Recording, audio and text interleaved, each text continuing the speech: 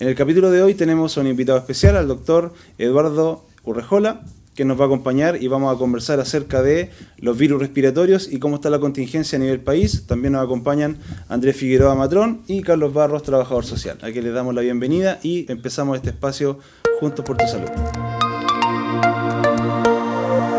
¿Cuáles son las enfermedades más comunes durante el invierno, Doc?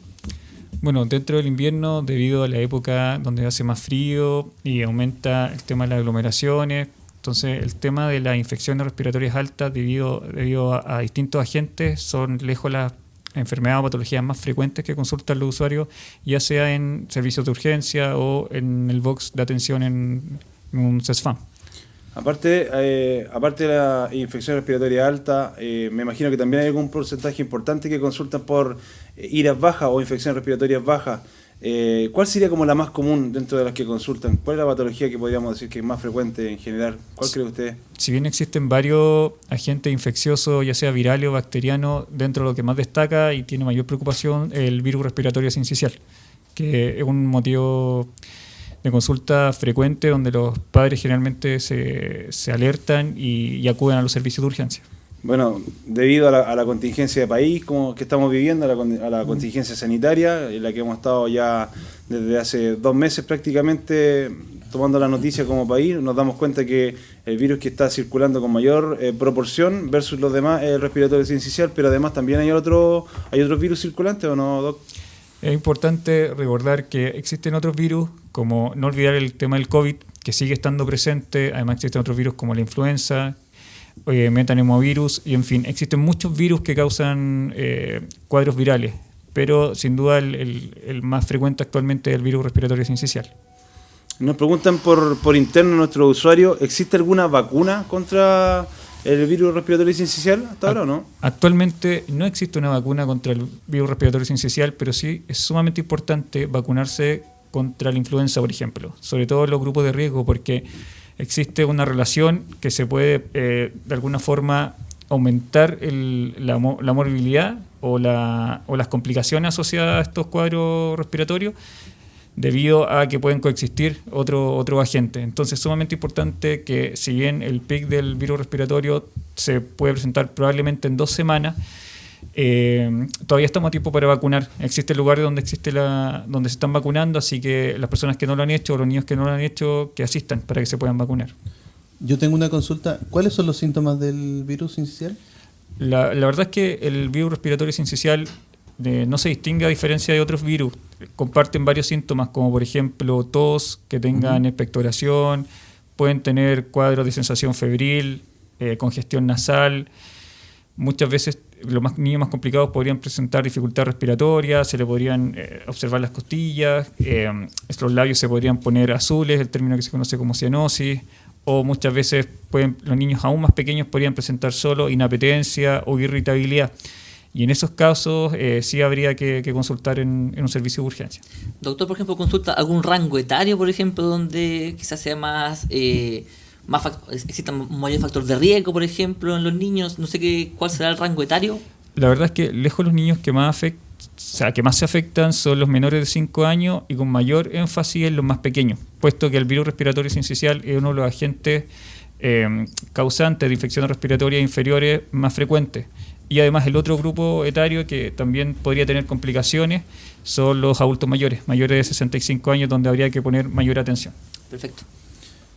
Yo tengo otra consulta. ¿Y cómo los padres o la gente en la casa se puede dar cuenta de que un niño menor tiene como síntomas de esto?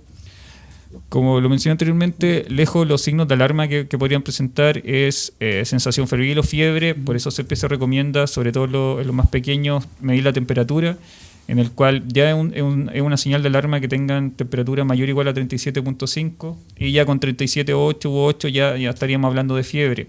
Además que los niños tengan este rechazo alimentario, que se le puedan observar las costillas como se le hunden, o presenta mucha irritabilidad a pesar del consuelo de los padres.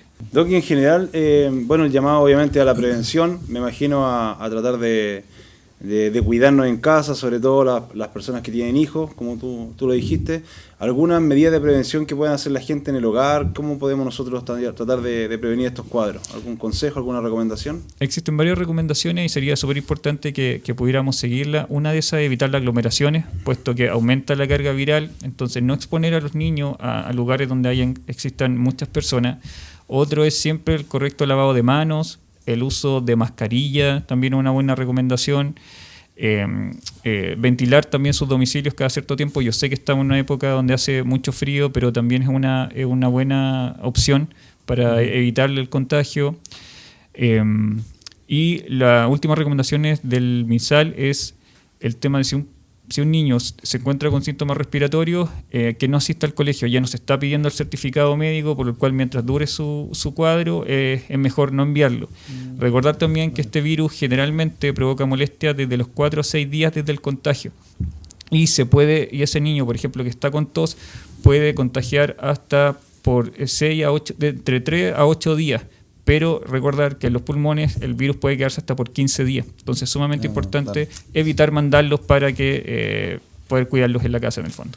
En general, Doc, ¿este virus causa alguna consecuencia como a largo plazo después? Porque, claro, tenemos varios pacientes, yo también trabajo con pacientes respiratorios, las mamás nos consultan harto si como a la larga genera algún tipo de secuela, después que ya pasó el periodo más agudo del virus, puede traer con alguna secuela a nivel posterior o más adelante este virus, ¿no? Es importante decir que no solo el virus respiratorio, sino que hay otros virus que sí podrían provocar algunas complicaciones a posterior. Entonces, ¿cuál es el mensaje? Que luego de que cursen con un cuadro sean vistos por un médico, o también existen las opciones de evaluaciones con kinesiólogo en la sala IRA para ver si es que después de un periodo de tiempo, por ejemplo 3 semanas, un mes, persistes con síntomas, deben ser evaluados, porque en el fondo va a requerir terapia, ya sea con médico o terapia kinesiológica con los programas de sala IRA, por ejemplo, cuando son más pequeños. Entonces es sumamente importante ver la evolución, porque podrían sí tener complicaciones, y por eso es súper importante ver el día a día de cómo evoluciona el menor. En general, bueno, hemos visto la lamentable noticia también como país de que han fallecido varios bebés, ¿cierto? Algunos lamentablemente en espera de camas, otros por estar hospitalizados.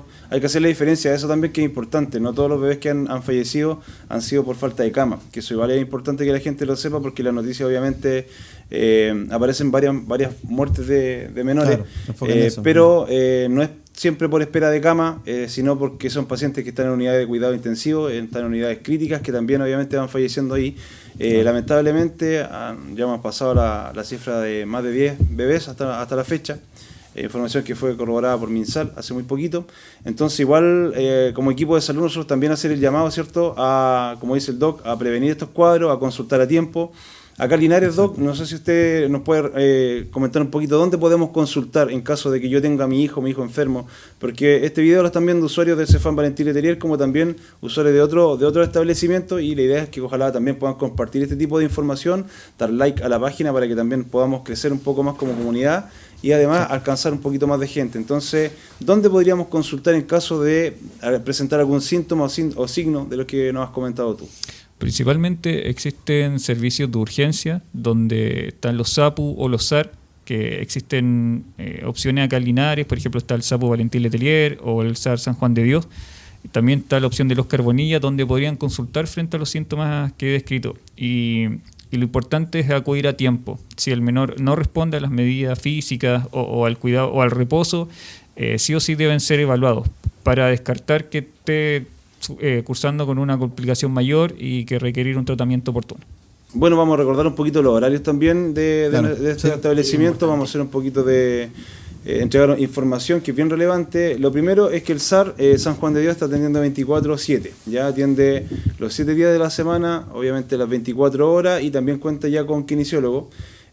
Segundo, tenemos los SAPU Valentín Letelier y SAPU Carbonilla, que atienden de lunes a viernes desde las 17 horas hasta las 12 de la noche. Hasta la 1. Hasta la 1. Sí, ya, mucho mejor. Hasta la 1. Hasta la 1. Sí. Y los fines de semana y festivos atienden de las 8 de la mañana hasta la 1, me imagino, entonces sí, también. De la noche. ¿Ya? El hospital, obviamente, la urgencia que atiende 24/7, que es donde generalmente consultan los pacientes un poco más complejos, y también cuando consultan en algún centro o en algún SAPU o SUR, que también puede pasar, y están más complejos los casos, también los terminan derivando ahí. Así que es importante que la comunidad sepa dónde consultar y los horarios para que, lógicamente, el paciente sea atendido lo antes posible, ¿ya? Bien, siguiendo con el tema del virus respiratorio sincicial, la forma de contagio, Doc, ¿cómo se contagia este virus? Porque la gente, claro, o sea, tiende a saber que estando más juntos tenemos más riesgo de contagio, pero ¿es lo mismo que en el COVID? ¿Se contagia a través de las gotitas? ¿Cómo es la forma de contagio? La verdad es que la mayoría de los virus que provocan infecciones respiratorias altas, ya sea superiores o inferiores, son a través de gotitas respiratorias. Ya al estar en contacto con una persona que está con síntomas sin el uso de mascarilla o a corta distancia, aumenta el riesgo de que pueda contagiar a otra persona, que es la forma en que se contagian y se diseminan estos virus, que es persona a persona a través de gotitas respiratorias. Entonces, sumamente importante, un consejo que le doy a todos los pacientes que veo en el box: cada vez que ya sea un menor o un adulto que esté con síntomas respiratorios, debe usar mascarilla. Ya es la forma de contagiar a otros, aparte del correcto lavado de manos. O sea, es importante que si presentamos algún síntoma respiratorio, aunque no sea obligatorio todavía, debamos usar mascarilla por respeto también a nuestro entorno, por respeto a las demás personas que están alrededor de nosotros. O sea, si tengo algún síntoma respiratorio, tengo que usar mascarilla. Bueno, nosotros hasta el momento, por ahora, todavía seguimos usando la mascarilla en los centros de forma obligatoria. salud, ¿ya? Así que en realidad, bueno, decirle a la gente que ojalá cumpla con esa medida que es mínima. Nos ha tocado también que mucha gente llega sin mascarilla a los centros de salud, entonces hacer obviamente el recordatorio que tienen que continuar usándola al menos en los establecimientos de salud, y que vamos a estar atentos también a lo que nos diga el MinSal en los próximos días, si es que a lo mejor volvemos o no a utilizar mascarilla, no lo sabemos todavía, pero está en estudio, debido a la misma contingencia nacional, la posible vuelta de la mascarilla. No sabemos si va a ser por un periodo corto o largo de tiempo, pero igual hay que estar atento a eso. ¿Ya? Chiquillos, no sé si tienen alguna otra pregunta ustedes también. Sí, por acá. yo preguntaba, quizás como con los grupos un poco más de riesgo, como habíamos conversado, quizás por ejemplo con los adultos mayores, ¿cuáles podrían ser los síntomas también en estos grupos de riesgo? Si serían los mismos de los niños o varían un poco. En los adultos mayores principalmente, dentro de los síntomas que más destacan, los pacientes refieren dolor de cabeza, mucho dolor muscular, sensación febril, podrían cursar también con náusea y vómito, también los niños, dolor abdominal. Es un cuadro bien inespecífico muchas veces, pero lo que siempre caracteriza es el tema de la tos, ¿ya? Que tengan fiebre no significa que es un agente bacteriano, ¿ya? Si que tenga fiebre es lo que uno esperaría cuando están con infecciones respiratorias causadas por virus. Así que en el caso del adulto mayor también podrían tener inapetencia, así que siempre hay que estar alerta o dificultad respiratoria. Siempre hay que estar alerta a cualquier cambio que tengan en el diario vivir, principalmente estos grupos de riesgo. Perfecto. Yo tengo otra consulta, el uso de antibióticos, porque mucha gente en sus casas usa este tipo de medicamentos a modo de tratamiento propio. ¿Se puede? La verdad es que es una muy buena pregunta, y yo creo que es la pregunta que más he contestado tanto en los servicios de urgencia que he trabajado como en los CESFAM, que todas las infecciones respiratorias agudas, más del 80% son causadas por virus. ¿Qué quiere decir esto? Que los pacientes no necesitan antibióticos porque los antibióticos combaten las bacterias. Entonces, al ser cuadros principalmente virales, solo causarían daño en el organismo del paciente, causando daño en las bacterias buenas que viven en el colon y generando resistencia. Así que siempre antes de automedicar, consultar a médico, porque si el paciente requiere un tratamiento específico, debe ser guiado por un especialista, puesto que muchas veces los padres o los tutores automedican a sus niños y en el fondo generan más daño del beneficio que podrían tener. Así que como consejo, y repito, no dar antibióticos, esa es una indicación de un médico. No, importante, o sea, en realidad esto lo venimos viendo desde que uno es chico, sí. El tema de los antibióticos.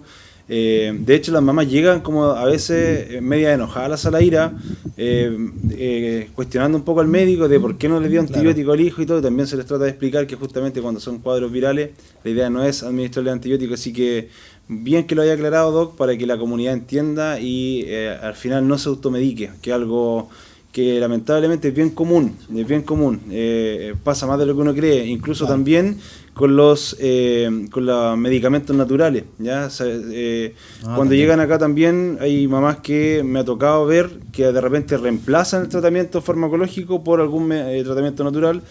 También se le hace ver que no es lo ideal, o sea, uno puede complementarlo quizás con algún tratamiento natural, porque hay gente que también tiene otro tipo de visión, que hay que respetarlo también, pero no dejar de lado el tratamiento farmacológico indicado por el médico. Así que, bien, vamos a ir dejando hasta acá este entretenido e informativo capítulo de nuestro programa en nuestro CEFAM. Les damos las gracias a todos los que nos acompañaron hoy día, al doctor Eduardo Urrejola, a nuestro matrón Andrés Figueroa, a Carlos Barros, trabajador social, y yo, Jaime del Campo, kinesiólogo. Les damos las gracias por compartir con nosotros este espacio, por ojalá poder darnos like también, compartir esta información con sus amigos, con la comunidad en general, para que les pueda obviamente llegar a más personas y nos vayamos también educando y aprendiendo un poquito más acerca del cuidado y la prevención, ¿cierto?, de enfermedades respiratorias, sobre todo del virus respiratorio sincicial que nos está afectando a todos como país. Así que hacer el llamado a cuidarse, a tomar todas las medidas de prevención, a mantener los controles al día, a vacunarse, y los dejamos invitados para la próxima semana a un nuevo capítulo de CEFAM Valentín Letelier, Juntos por tu Salud. Muchas gracias.